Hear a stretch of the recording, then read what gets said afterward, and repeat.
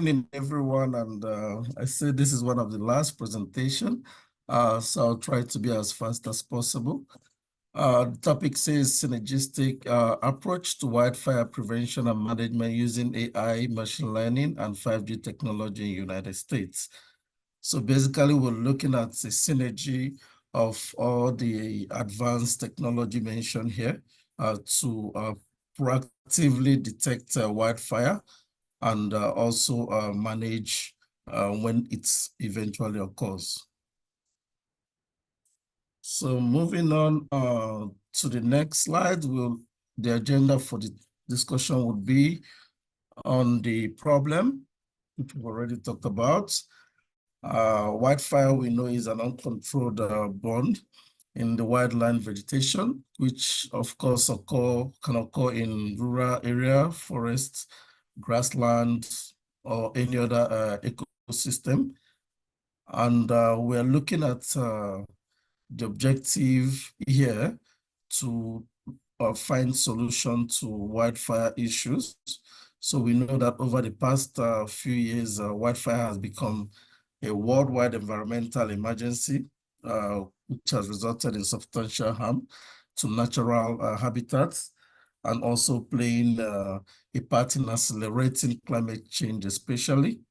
The management methods we have today are quite extensive, and we hope that we can develop, in fact, more robust methods using technology to fight this wildfire menace.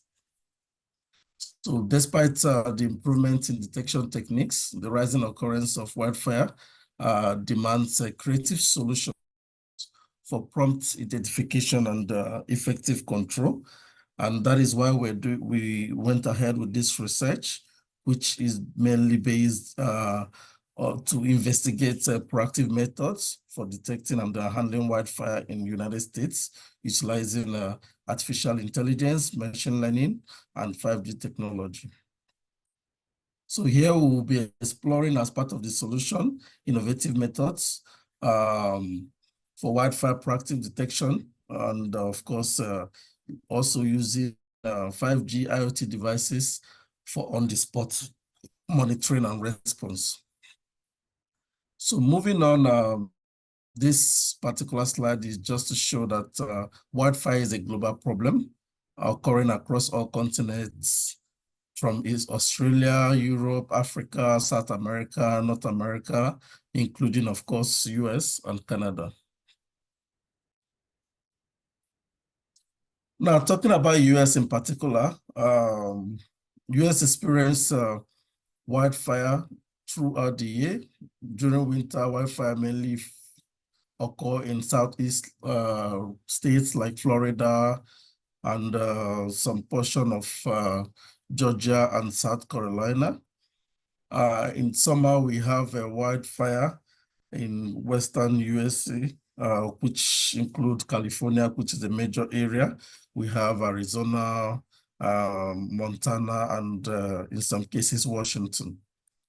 Texas in the north mainly have wildfire during the summer. And for the spring period, we have we have also California and Southeast states experiencing wildfire during fall and spring.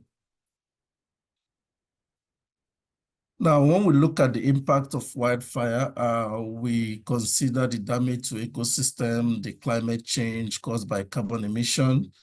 We have also the destruction of lives and properties. Very importantly, the economic impact on individuals and governments.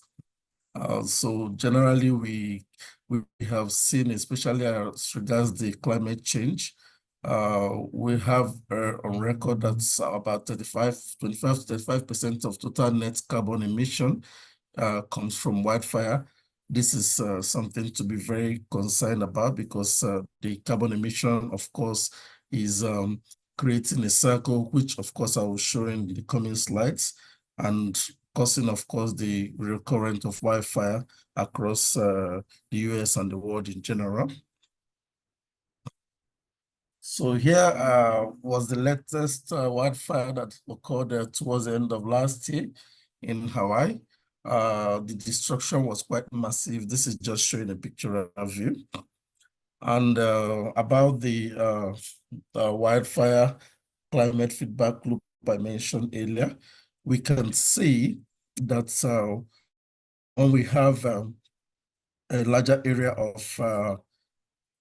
of wildfire and which affects the trees, there's a carbon emission from the wildfire, and this increases also the areas of burn.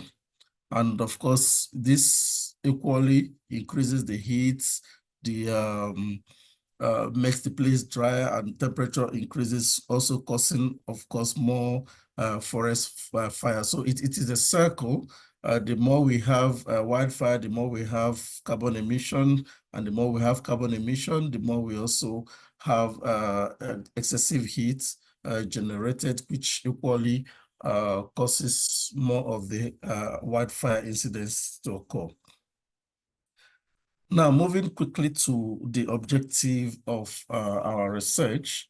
So based on the background I've given about what the dangers and the damages we have on wildfire, we also know that wildfire occurs above and also below the ground.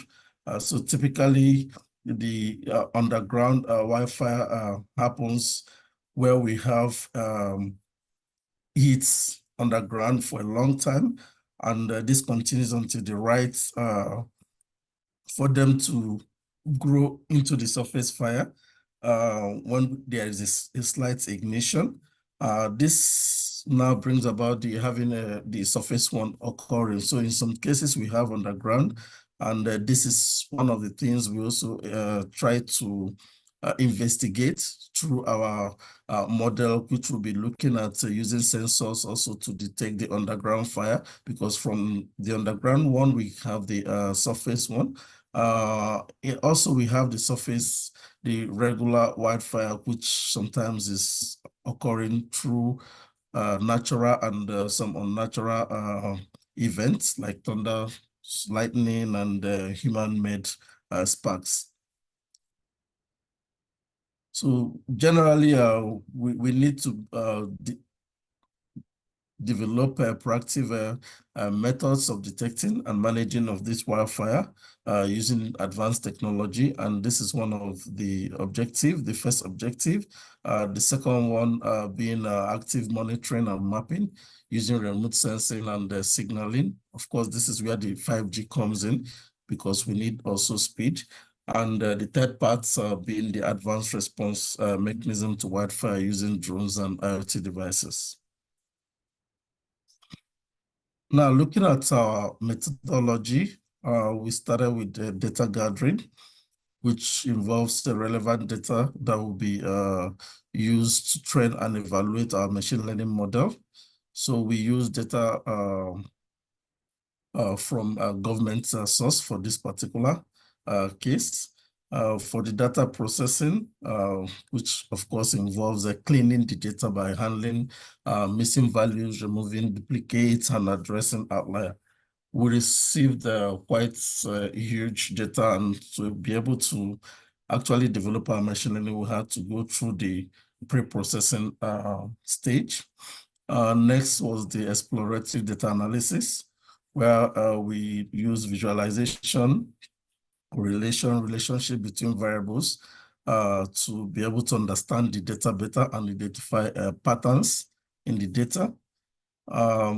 We also looked at the feature engineering, which involved creating new features or transforming the existing ones to enhance the predictability of the model. Then feature engineering also involved selecting relevant features, handling interaction and dimensionality reduction if needed in some cases. We had the data splits. Usually we had 70-30 or 80-20 split. So between the training data and the test data. Then next we went into the model selection, which actually is the major parts. We have several models, but of course we have to choose the suitable machine learning algorithm based on the type of problem and characteristics of the data. So we consider factors such as model complexity, interpretability, and computational resources in making our decision on the model that we eventually choose. The model was trained, and after the training, we evaluated using the train model using the test data. Then we looked at the hyperparameter tuning, which involved the model's hyperparameter being tuned to optimize its performance.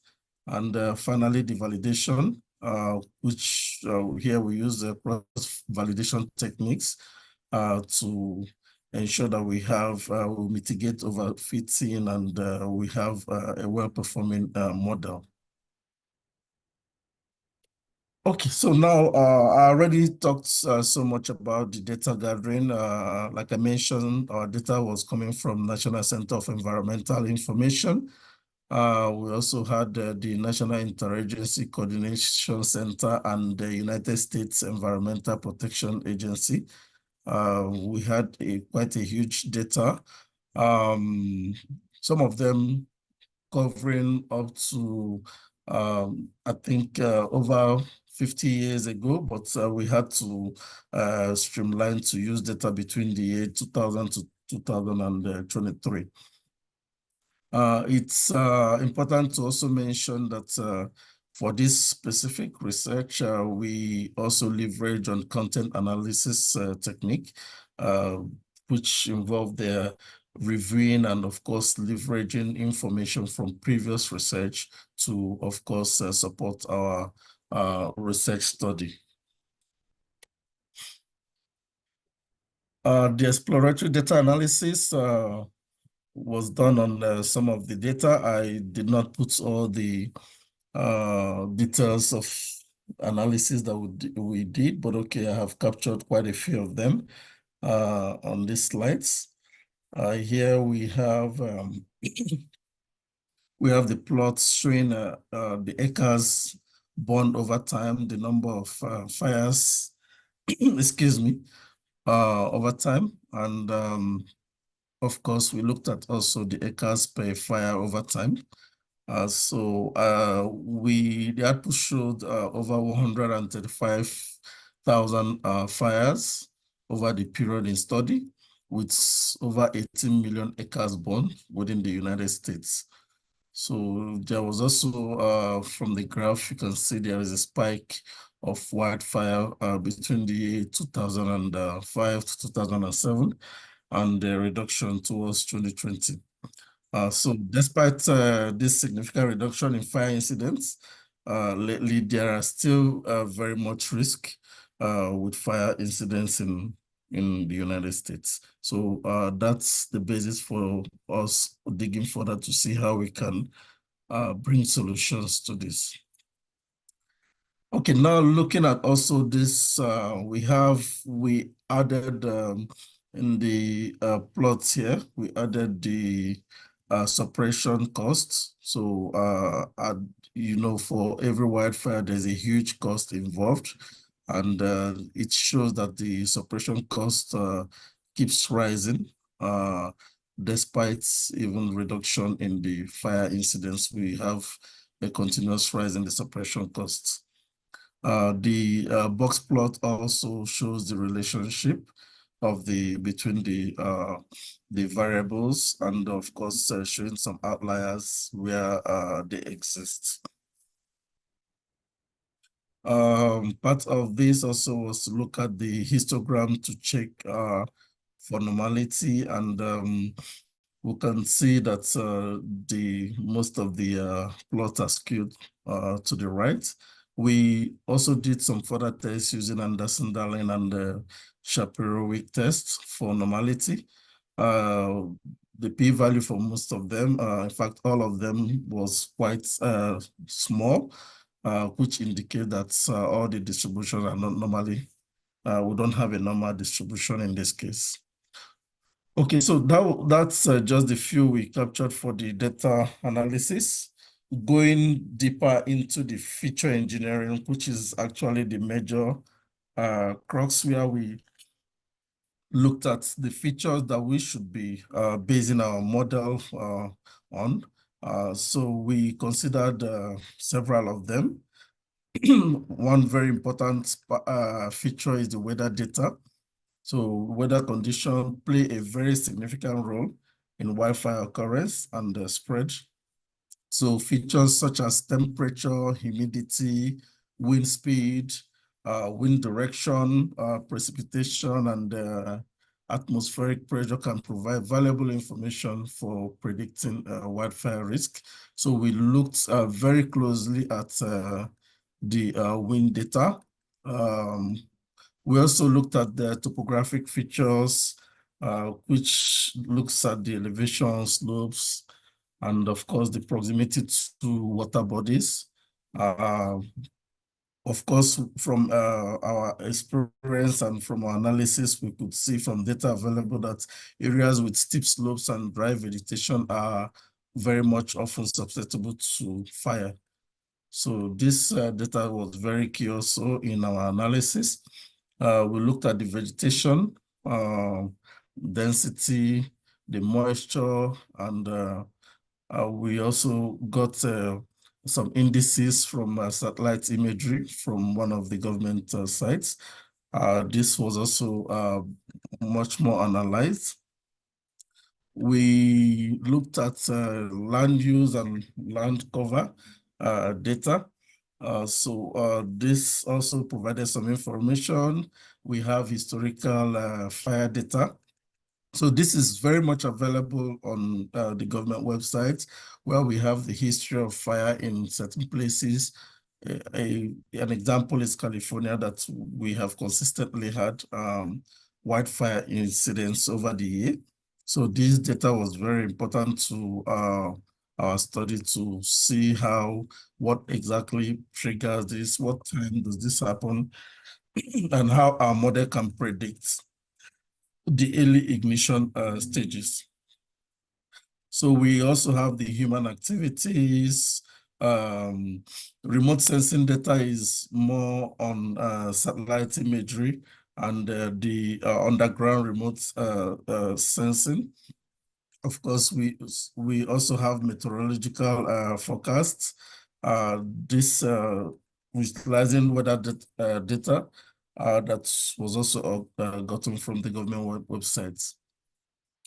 Yeah, sensor data is more talking about the ground-based sensor, which include the temperature sensors, humidity sensors, and the fire detection systems.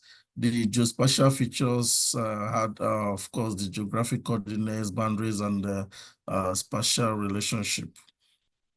So generally, by leveraging this diverse set of features and employing techniques, such as the feature engineering, the feature selection, and model optimization, machine learning models can effectively identify early warning signs of wildfire and support proactive wildfire management and mitigation efforts. So this was, in fact, basically what we tried to do with our model. Now to the main part, which involves the model selection. Of course, to determine the best model is a task that is fully dependent on various factors, including the data sets, the nature of the problem. We also looked at the computational resource available, interpretability requirement, and performance metrics. So for this research, we had considered several machine models commonly used for wildfire. including the support vector, in deep learning models, random forest, gradient boosting machine, Gaussian process regression, and ensemble method. Our choice eventually, which was more around the support vector machine and deep learning model, was basically predicated on the points I've already mentioned earlier, and the resources available at our disposal. So, but again, we are still open to experimenting on the other models to see how we can optimize our model in the near future. So we have the support vector machine and the deep learning. Of course, support vector machine here is a supervised learning model that are effective for both classification and regression tasks. And it works very well with classification problems. So, and we have the binary problems where we look at the labels based on zeros and ones. So we use this in analyzing whether there's going to be a wildfire or not. So where the presence of wildfire is seen as 1 and the absence is 0. So we leverage this for our model development. The deep learning, which involve the convolutional neural network and recurrent neural network, also shows a very strong promise in wildfire detection and prediction tasks, especially when it has to do with spatial and temporal data from remote sensing sources. So we have all those pictures captured from satellite data, and the deep learning models are better in analyzing this and building our model. Now, to be able to measure model metrics, we had considered several ways of measuring. So there are the common evaluation metrics, which include accuracy, precision. We also have recall, F1 score. We have the receiver operating characteristics, which talks about area under the curve. We have the mean absolute error and the mean square error. So all this we had considered, but for the purpose of having our outputs checked, we used the accuracy, the sensitivity, specificity, and mean square error. So I've provided here also the formula for computing this, but of course, this was done by the program and the codes that was written. Okay, our model results is indicated on the right here. And from what we have, you can see that the basal kernel method exhibit the highest accuracy of 96.72%. And we also have the AUC of 0.956. And we have generally it's indicating here that it has a superior overall performance and discriminative ability compared to the other two methods. So the basal kernel method also has the lowest mean square error. So if you look at the mean square error, you will see that it has the lowest among the three, so indicating a better predictive accuracy. So while we have the ANOVA method having a high sensitivity, and we also have the other method, the KenLab, also having a very high sensitivity of 100. They also they have lower performance metrics among the three. So if you look at the other metrics, we can see that despite having a high sensitivity, the other metrics are lower compared to the basal canal. So based on this, the SVM model using basal canal method appeared to be the best choice among the three model for the particular data sets we had used for this. So this demonstrates the highest accuracy AUC and of course lowest getting better overall performance and predictive accuracy. So this shows us further the ROC curve, of course, where we got our data, the output we already shared in the previous slide. So for the machine learning part, we summarize that the SVM models demonstrate promising performance in wildfire outcome prediction. The nonlinear SVM model outperformed the linear model, achieving a lower misclassification rate and higher AUC. However, we also plan to do further optimization and evaluation to gain a better and a more robust model. So based on that, our recommendation is to explore additional feature engineering techniques, experiment with different machine learning algorithms also, so that we can compare with what we have done. We also plan to incorporate additional data. So yes, we have quite a huge data, but we did not use fully all the data that we got. So the data on wildfire is quite inexhaustive. So we plan to also feed in some additional data to see what we can come up with. And of course, we'll continue to monitor and update our model to adapt to environmental conditions and improve prediction. Now going to the other parts.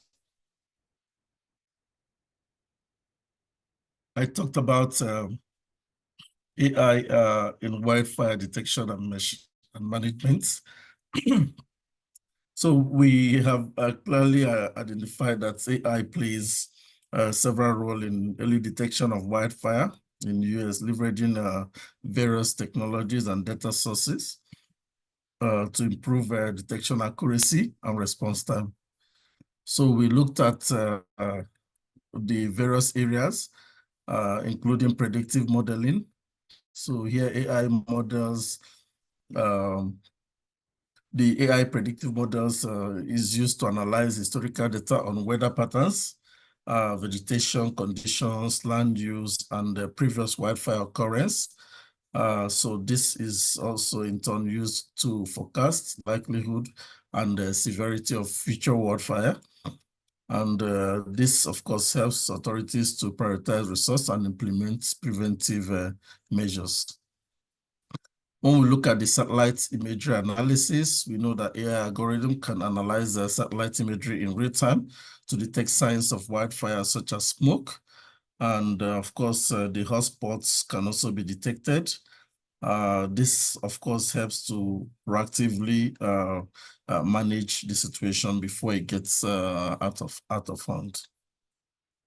Remote sensing also is a part that's, of course, with the AI-powered sensors and drones. We can, of course, get remote information about early stages of wildfire ignition. We know we have the sensor. We have the AI-enabled ground sensors. Of course, I've already talked about this, where we have the AI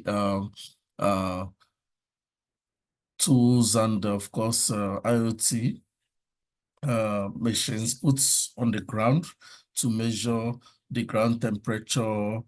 These sensors, of course, detect environmental factors such as humidity, temperature, wind, and of course, provide early warning signs for ignition and spread. We have the data fusion and integration. We have early warning systems. So all these are all AI-enabled systems that can be used to detect early stages of wildfire. So overall, we can say that AI technologies play a crucial role in enhancing the early detection, monitoring, and response to wildfire in the US, helping, of course, to mitigate risk to lives and property. Now, talking about 5G, we know that 5G technology have several benefits over the previous technology. This includes the higher data transfer. So while 4G is still within the download speed of 100 megabytes, and 4G, 5G is far ahead of that. We're looking at gigabytes, up to 1 gigabyte download per second. So this, of course, helps to reduce latency and, of course, provide access to bandwidth required for the intensive application of wildfire information gathering. So already I talked about the latency, which looks at the speed at which packets are getting over to the network. So with 5G, we have an ultra low latency, which of course can be leveraged on in terms of speedily getting information around regarding wildfire. So we have also the increased network capacity.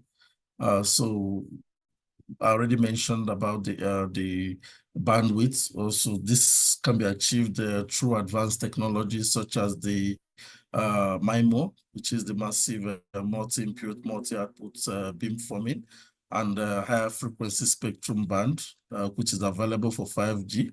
So this increased capacity of the 5G network accommodates the growing demand for data intensive applications and services. So this is very key for especially the densely populated urban area and where we have the dense vegetation presence. We also have the improved coverage. So the design of 5G network is so that it provides reliable and consistent coverage, both indoors and outdoors, compared to 4G and the previous wireless technologies. So the use of diverse spectrum, of course, ensures that this happens. So we have the low band, the mid band, the high band frequencies. All these are combined in 5G network to ensure that we have optimal network and transmission. We also have the support for IoT Industry 4.0. So this is very key, actually, is a key enabler for Internet of Things in 4.0 initiative, which facilitates the deployment of large-scale sensor networks, smart devices, and connected machinery. So in various sectors, this is already being deployed. So we are looking at also leveraging this technology in wildfire proactive management and, of course, responses.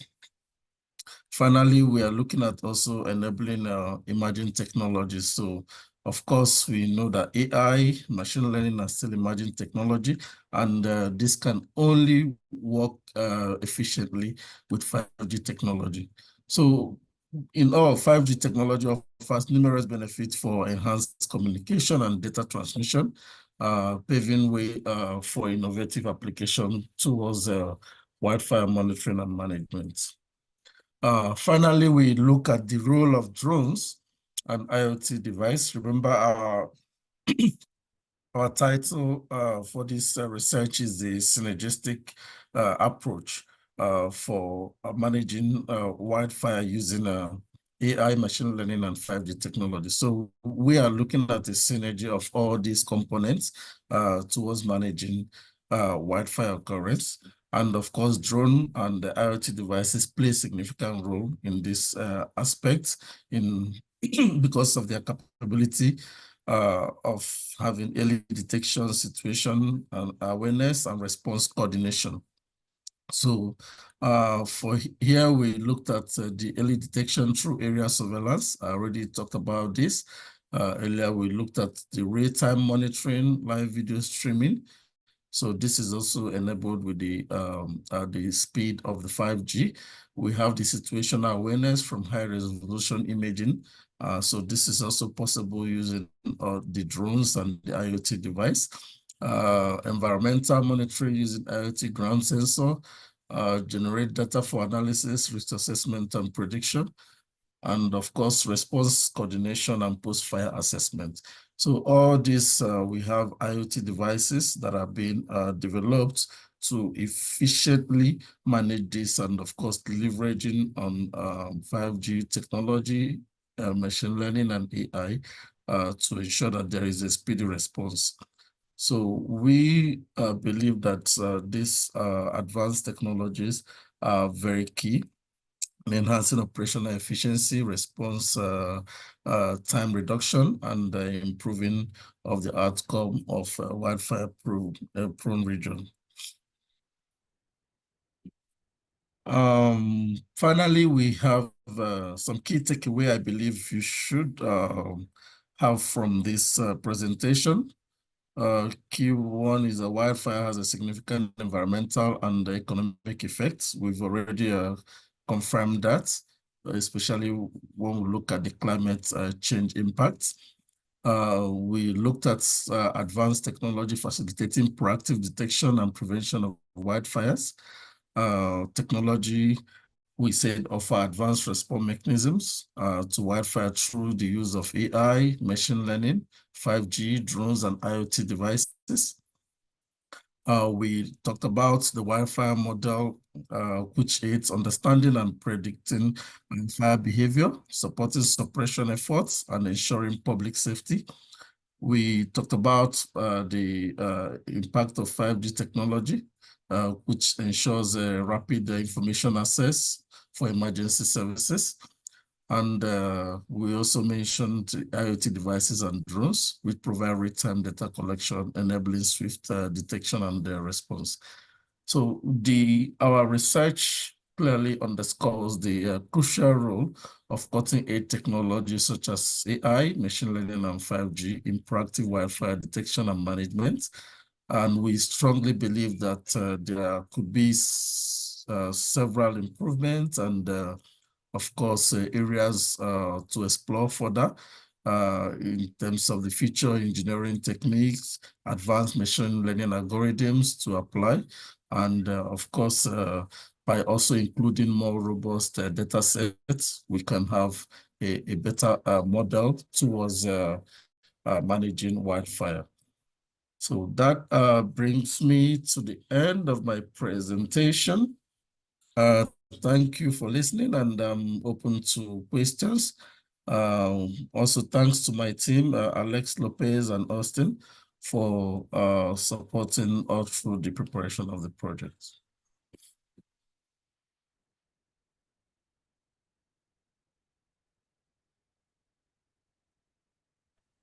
Thank you, Stanley, for the presentation. Yep. Thank you. Thank you very much. Does anyone have any question?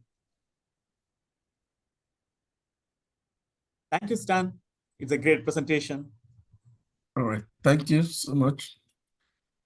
And we are willing to also discuss the other topic with I don't know the name, your colleague. We can, maybe we didn't quite get her question fully. We can discuss further if she Yep, wants. you can talk to she them. can send us There are a an group email. of Yeah. There are a group of professors and girls, and the researchers, young researchers are here. You can talk to them later. Yep.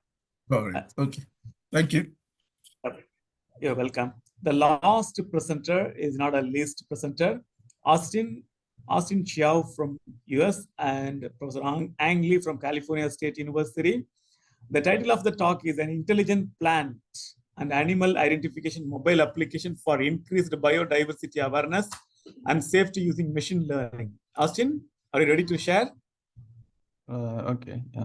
I'll share my screen. Yep, you can go ahead. Thank you.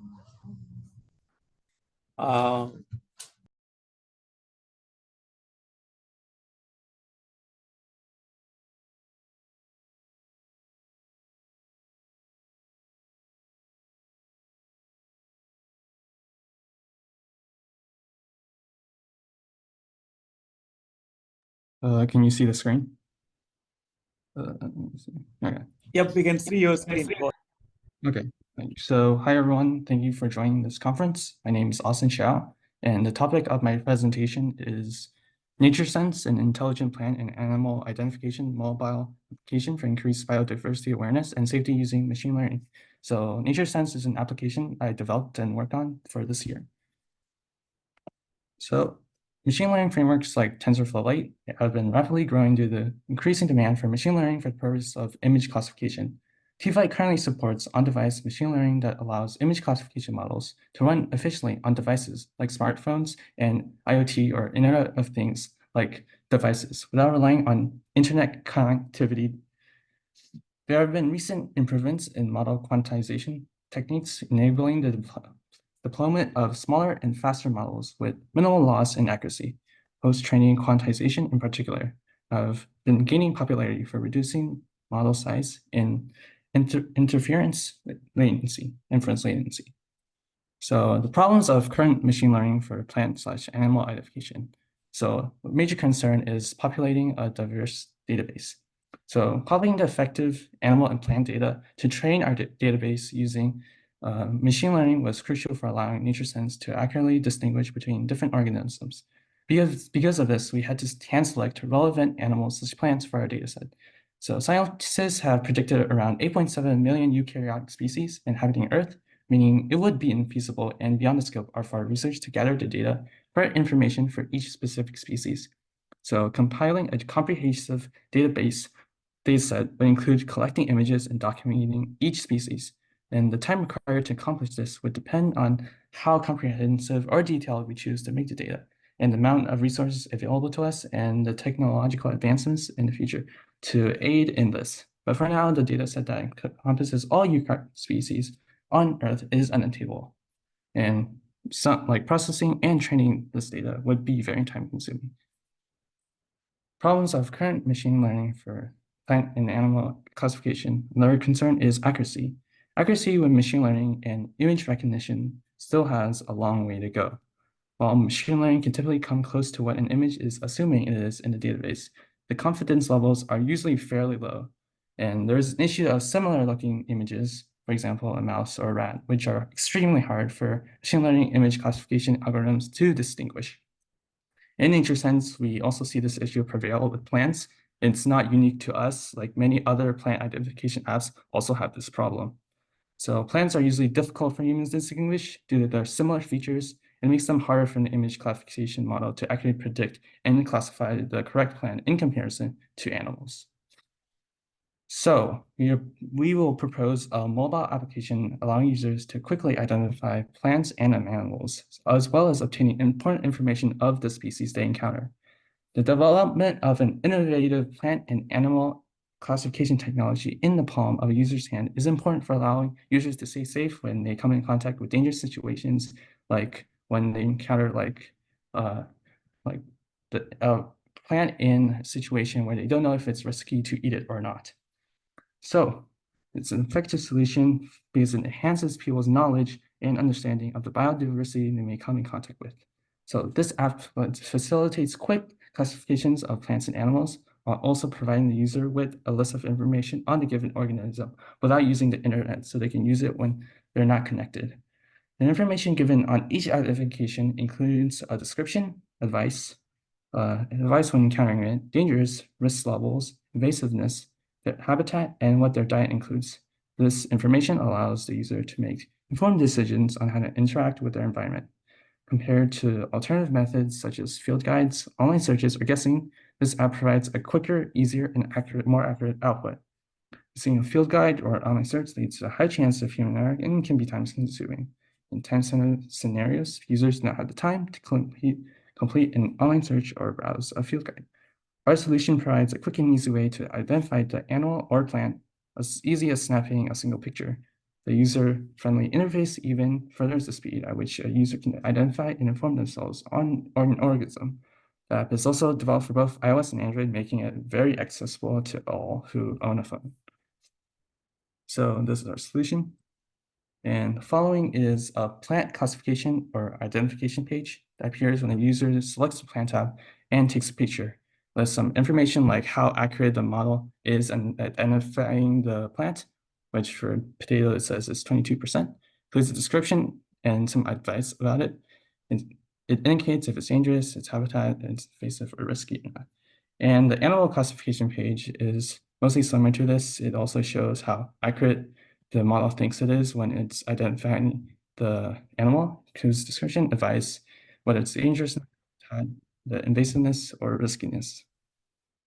And here is the animal/plant log. So it's a page that appears after you have taken the picture, and when you go to the home page, it keeps track of all the organisms you have taken a picture on this device. It also keeps separate tabs for plants and animals for organization, keeps track of how many times you have observed the animal or plant. And this is a community social platform for people to like discuss things they have discovered in their places, environments, and also like share stuff about like plants or animals they have discovered. And here is a demo of the app. NatureSense is a plant and animal identification app utilizing machine learning for image recognition technology. The app begins with a starting page where the user can log in or sign up for an account. When signing up, they are prompted to enter a username, their email address, and to create a password.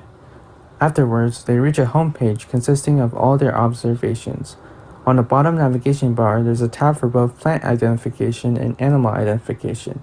On these pages, the user can take a picture or select an image from their camera roll for identification.